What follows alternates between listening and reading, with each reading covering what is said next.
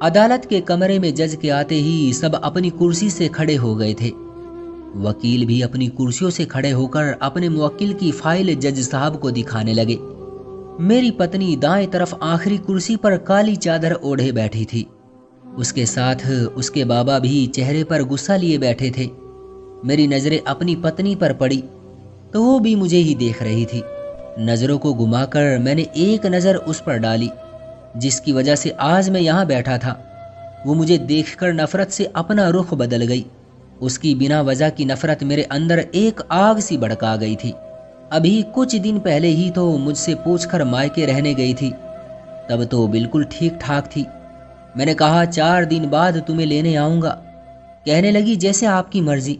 और दूसरे ही दिन सुबह सुबह अदालत का नोटिस देखकर मुझे अपनी आंखों पर यकीन नहीं आ रहा था। मेरी नींद तो नोटिस देखकर ही उड़ चुकी थी। उसने मुझसे तलाक मांगा। मुझसे दूर होना चाहती थी, मगर क्यों? पहले तो मुझे अपनी आंखों पर यकीन ही नहीं आया। मेरा दिल ये पढ़कर जोरों से धड़क उठा। मेरा दिल और दिमाग उलझ कर रह गए। हमारे बीच ऐसा तो कुछ नहीं हुआ था जो मेरी पत्नी टीना मुझसे तलाक चाहती है। मुझे लगा किसी और का नोटिस मुझे मिल गया, लेकिन घर का पता मेरा था, नाम भी मेरा था। मेरी पत्नी ने ही मुझ पर यह केस किया था, लेकिन उसने ऐसा क्यों किया था? सवाल मेरे दिमाग में तेजी पकड़ने लगा। मैंने फौरन अपनी पत्नी को फ़ोन किया। मैं इतना बेचैन था कि बता नहीं सकता था ऐसी भी क्या वजह थी, लेकिन उसका फ़ोन बंद था। मैंने अपने सास ससुर को कॉल की, लेकिन उन्होंने मेरा फ़ोन नहीं उठाया। मैं उसी वक्त अपने ससुराल पहुंच गया। दरवाज़ा मेरे ससुर ने खोला, जो मुझे गुस्से भरी निगाह से देख रहे थे और दरवाजे के सामने खड़े थे। मैंने कहा मुझे अंदर आना है, अपनी पत्नी से बात करनी है। वो गुस्से से अकड़ कर बोले कि तुम्हें जो कुछ कहना है अदालत में जाकर कहना। उनकी बात सुनकर मुझे हैरत सी होने लगी। वो तो मेरी बड़ी इज्जत करते थे। जब भी मैं उनके घर जाता 3-4 तरह के खाने मेरे सामने रखे जाते थे। मीठा भी जरूर रखा जाता। मेरी आओ भगत करने लगते थे। बार बार मुझे पूछते, बेटा कुछ और खाओगे तो बताओ, खाना तो ठीक से खाया है ना, भूखे तो नहीं रह गए। मेरे ससुर मेरे आगे पीछे रहने वाले शख्स थे, लेकिन आज मुझे यूं देख रहे थे कि जैसे मेरा उनसे कोई वास्ता ही ना हो। मैंने कहा ऐसी भी क्या बात हो गई है जो आप लोगों ने तलाक मांगा है? मुझे टीना से बात करनी है। मुझे उससे पूछना है कि उसने मुझे नोटिस क्यों भिजवाया। लेकिन मेरे ससुर ने मुझे अंदर प्रवेश होने ही नहीं दिया। कहने लगे मेरी बेटी तुमसे कोई बात नहीं करना चाहती, आइंदा हमारे घर मत आना। उनका ऐसा व्यवहार देखकर मैं उदास होकर वापस अपने घर लौटा था। काफ़ी देर ये सोचता रहा कि ऐसा मैंने क्या किया है जो सबका व्यवहार एकदम से मुझसे बदल सा गया है। मैं भी सोच सोच कर पागल सा होने लगा था, लेकिन मुझे कोई ऐसी बात याद नहीं आ रही थी जो मेरे और टीना के बीच अनोखी सी हुई हो। कभी कभार के छोटे मोटे झगड़े ही तो थे जो हर पति पत्नी में हो जाते हैं। मुझे 3 दिन बाद अदालत के सामने पेश होना था, मगर मैंने अगले ही दिन एक वकील के सामने मेरी पत्नी का भेजा हुआ नोटिस रख दिया। वो वकील मुझसे नोटिस की वजह पूछने लगा। मैंने कहा मैं इसकी हर ज़रूरत का ख्याल रखता हूँ और जो इल्ज़ाम मुझ पे लगाए गए हैं वो सरासर झूठे हैं। वो कहने लगा इतना बड़ा मसला नहीं है, अदालत सुलह करने का मौका ज़रूर देती है, और अगर तुम्हारी पत्नी की बात झूठी हुई तो तलाक नहीं होगी। न जाने क्यों, लेकिन मुझे वकील की बातों से तसल्ली नहीं हुई थी। मेरा दिल बेचैन सा था। एक ऐसे इंसान की दिली और दिमाग की हालत कैसी हो सकती है जिसे सजा तो बहुत बड़ी सुना दी हो, लेकिन उसे अपना जुर्म पता ही ना हो। और अब मैं कमरा अदालत में बैठा था। न जाने क्यों मेरी धड़कनें बढ़ने लगी थी। 4 दिन से मैं सोच सोच कर पागल हो गया कि हमारे बीच ऐसा क्या हुआ है जो टीना मुझसे तलाक मांग रही है। वो तो समझदार औरत थी। मेरे हर हालात में उसने मेरा साथ दिया है। तंगदस्ती में भी मैंने कभी उसके मुंह से शिकवा नहीं सुना। और अब तो मेरे कारोबारी हालात भी काफ़ी बेहतर हो चुके हैं। घर में भी कोई तंगी नहीं है। मैं अपने बेटे की भी सारी ज़रूरत पूरी कर रहा था। और अगर टीना ने तलाक ले ली तो मेरे बच्चे का क्या होगा? मेरा घर तो बर्बाद हो जाएगा। मेरे बच्चे की दिमागी हालत ख़राब हो जाएगी। या वो मेरे पास रह सकेगा या अपनी माँ के पास। माँ बाप दोनों के होते हुए भी वो बस किसी एक की ही मोहब्बत को पा सकेगा। और दूसरे की मोहब्बत से वंचित रहेगा। क्या किया था मैंने जो मैं सोच नहीं पा रहा था। मुझे अफसोस है, दुख तो इस बात का था कि टीना माँ होकर भी ये सब नहीं सोच रही है। मेरे दिन रात किस तरह से गुजर रहे थे ये मैं जानता था। जज के बैठते ही टीना के वकील ने एक फाइल उनके सामने रखी और कहा कि मेरी मुवक्किल अपने पति के साथ रहना नहीं चाहती और हमारा कानून और समाज इस बात की इजाज़त देता है कि वो उससे जब चाहे अपने इस रिश्ते से आज़ादी ले सकती है। जज बहुत संजीदगी से वो फाइल पढ़ रहा था। मेरे दिल का ये हाल था जैसे दिल निकल कर बाहर आ जाएगा। हमारे घरों में कहाँ आज से पहले ये सब हुआ था। न कभी पुलिस स्टेशन से वास्ता पड़ा था, ना ही कोई कोर्ट कचहरी कभी जाना हुआ था। और अब टीना ने मुझे न जाने किस जरा सी बात के लिए अदालत में जज के सामने ला खड़ा किया था। हमारे यहाँ पति पत्नी के मामलात घरों में ही हल किए जाते हैं, कभी कचहरी की नौबत नहीं आई थी। और जो इल्जाम उसने मुझ पर लगाया था वो गलत तो था ही, लेकिन ऐसी बातें जो सरेआम करना सही नहीं समझा जाता था। और एक औरत का इस बारे में बात करना तो हम जैसे मर्दों के लिए डूब मरने का मकाम था।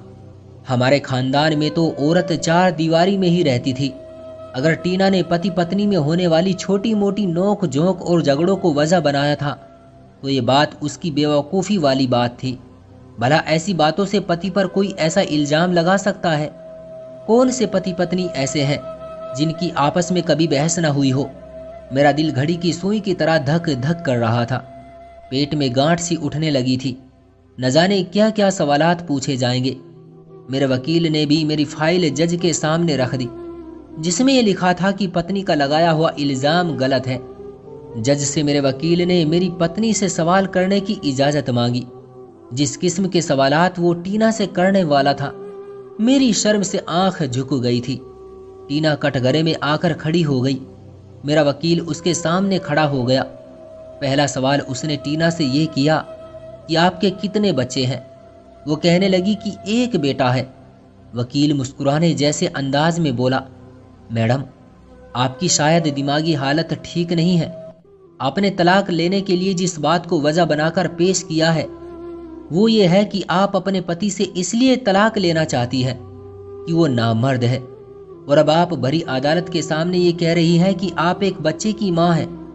मैडम, जरा सोच समझकर जवाब दें, क्योंकि हमारे साइंस और टेक्नोलॉजी के मुताबिक नामर्द बच्चा पैदा नहीं कर सकता। और अगर आपका पति वाकई नामर्द है तो इस बच्चे के बाप की मौजूदगी में आप अपने पति के होते हुए भी एक चरित्रहीन औरत के जैसा जुर्म कबूल करें। वकील की ये बातें मुझे पानी पानी कर गई थी, लेकिन मुझे हैरत थी कि मेरी पत्नी चुपचाप खड़ी थी, वरना जिस तरीके से मेरा वकील उसे फंसा रहा था उसे तो घबरा जाना चाहिए था। वो खुद मुजरिम बन सकती थी। जी मैं जानती हूँ, टीना ने बेझिझक जवाब दिया था। मेरे वकील ने उसे ताज्जुब से देखा। कहने लगा, आप अदालत को बताना पसंद करेंगी कि आपको किस बात से अंदाजा हुआ कि आपका पति नामर्द है? टीना के बजाय उसका वकील बोल पड़ा। कहने लगा, जज साहब, मेरी मुवक्किल से वकील साहब बेबुनियादी सवालात कर रहे हैं। एक औरत अपने पति के साथ रहना ही नहीं चाहती तो तलाक का हक रखती है ना? जज ने अगली तारीख इस बात को कहकर दे डाली। एक हफ्ते के अंदर अंदर दोनों आपस में सुलह करना चाहे तो वकील उनकी मदद करे। अदालत से बर्खास्त होते ही टीना अपने बाबा के साथ कमरा अदालत से बाहर निकली। मैं तेज कदम उठाता हुआ उसके सामने खड़ा हो गया। मैंने कहा, तुम ये क्या कर रही हो? होश में तो हो? वो कहने लगी, मुझे आपसे कोई बात नहीं करनी। ये कहकर वो तेज कदम बढ़ाती हुई आगे बढ़ गई। मेरे वकील ने भी टीना से बहुत कहा कि वो एक मुलाकात कर ले ताकि सुलह का कोई रास्ता निकल सके, लेकिन वो नहीं मानी। अगली पेशी पर मेरा वकील पूरी तैयारी से आया था। मेरी एक मेडिकल रिपोर्ट जज के सामने पेश की गई जिसमें मैं बिल्कुल फिट था। जज ने रिपोर्ट पढ़ने के बाद टीना से कहा कि आप क्यों अदालत का वक्त बर्बाद कर रहे हैं? जो इल्ज़ाम आप अपने पति पर लगा रहे हैं वो सरासर गलत है, ये बेबुनियाद है। वो कहने लगी, मैं साबित कर सकती हूँ कि मेरा पति नामर्द है। ये सुनकर कमरा अदालत में बैठे लोग सब हैरान हो गए थे। फिर वो कहने लगी, मेरी शादी को 4 साल गुजर चुके हैं। हमारे धर्म में जो पत्नी के हक पति के जिम्मे लगाए गए हैं उनमें से एक भी गुण मेरे पति में नहीं पाए जाते। मर्द की मर्दानगी को साबित करने के लिए सिर्फ मेडिकल रिपोर्ट काफ़ी नहीं होती या उसकी औलाद का पैदा होना नहीं होता। असल मर्द तो अपनी अलग ही शान रखता है। वो मर्द होता है जिसकी आगोश में औरत खुद को सुरक्षित समझे। जो औरत उससे बातें करे तो वो उसकी बात सुनकर खुश हो जाए। जो औरत की तकलीफ का एहसास करे। जैसे औरत के जिम्मे अपने मर्द के हर हुक्म को मानना लगाया गया है, इसी तरह मर्द की शान भी इसी में है कि जब वो घर में दाखिल हो तो उसे देखकर औरत खुशी से झूम उठे। लेकिन मुझे ये कहना पड़ रहा है कि मेरा पति गंदी गालियां बकता है। उसके काम करने में जरा सी गलती हो जाए तो वो मुझे कुतिया कहकर पुकारता है। कहता है मैं तेरा खाना पीना पूरा करता हूँ, मेरा तुझ पर एहसान है कि तुझे अच्छे कपड़े पहनाता हूँ। तेरे गरीब माँ बाप तुझे ये सब दे नहीं सकते थे, मेरा एहसान माना कर। मेरा बाप बेशक ज्यादा अमीर नहीं है, लेकिन उसने आज तक न कभी मेरी माँ को गाली दी न कभी मुझे। रोटी कपड़ा देना मेरे पति का फर्ज है, ये उसका मुझ पर एहसान हरगिज नहीं है। मेरा बाप मुझे मेरी रानी कहकर पुकारता था और मेरा पति मुझे कुतिया कहकर पुकारता है। ये वो शब्द है जिसे वो दिन में मेरे लिए कई बार इस्तेमाल करता है। मर्द तो वो होता है जो किसी चरित्रहीन से शादी करके उसे भी इज्जत से पत्नी का दर्जा देकर उसे भी इज्जत से पुकारे। मेडिकल रिपोर्ट से मेरा पति बेशक मर्द है, लेकिन संस्कारी और इंसानियत के तौर पर वो मर्द कहलाने का हकदार नहीं है। कई बार अपनी पसंद का काम न होने पर ये मेरे मुंह पर थप्पड़ भी मार देता है। अफसोस तो इस बात पर है कि उसे ये सब करते हुए जरा भी हिचकिचाहट नहीं होती। मैं पिछले 4 साल से इसी दिमागी दर्द का शिकार हूँ, लेकिन अपने माँ बाप से भी शिकायत कभी नहीं की। वो हमेशा मेरे पति की इज्जत करते रहे हैं। अपनी गुर्बत के बावजूद उन्होंने कभी मेरे पति की आओ भगत में कोई कमी नहीं की, उसे हमेशा इज्जत दी है और मेरे पति ने वो इज्जत अपना हक समझकर वसूल भी की है। अगर मेरा पति मेरे माँ बाप से इज्जत हक से वसूल करता है तो क्या मैं इज्जत की हकदार नहीं? अपने पति के हर हालात में मैंने उनका साथ देकर भी देख लिया है। कारोबारी परेशानी से होने वाली उलझन में भी मेरा पति मुझे गाली देकर पुकारता है। हालात अच्छे हो तो तब भी मेरी 2 वक्त की रोटी का एहसान भी मुझे गाली देकर जताता है। मैंने पहले भी बहुत बार अपने पति को प्यार मोहब्बत से समझाने की कोशिश की थी, लेकिन वो बाज नहीं आता। मैं फिर भी सब्र कर रही थी, लेकिन जब वही गाली मेरे 3 साल के बेटे ने मुझे देनी शुरू की तो मुझसे बर्दाश्त नहीं हुई। बाप को देखा देखी मेरा बेटा भी वही कुछ सीख रहा था और मैं नहीं चाहती कि वो अपने बाप जैसा बने। इसलिए बेहतर है कि मैं इस आदमी से दूर रहकर अपने बेटे की परवरिश अच्छे से करूंगी, उसे एक मर्द बनाऊंगी। आपके नज़दीक ये आदमी मर्द कहलाने का हकदार होगा, लेकिन मेरे नज़दीक नामर्द है। और वो हर शख्स नामर्द है जो अपनी पत्नी को इज्जत से नहीं पुकार सकता और उसे गाली देता है।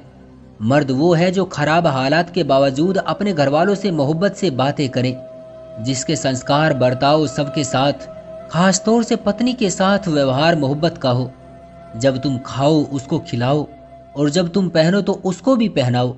उसके चेहरे पर मत मारो और ना ही बुरा भला कहो। मारने पीटने वालों को अच्छे लोग नहीं कहते। अपनी पत्नियों पर कभी हाथ नहीं उठाना चाहिए।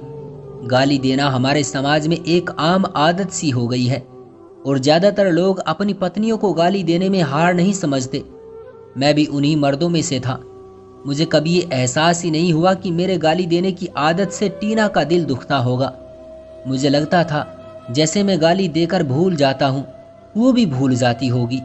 ये भी सच है कि कारोबारी हालात की खराबी की वजह से मुझे हर बात पर गुस्सा आता था और ये टीना पर ही जाकर गिरता था।